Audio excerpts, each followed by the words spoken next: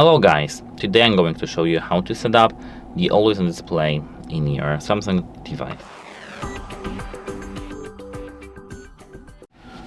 Hello guys, let's start. Settings, and here now scroll down to the lock screen and AOD.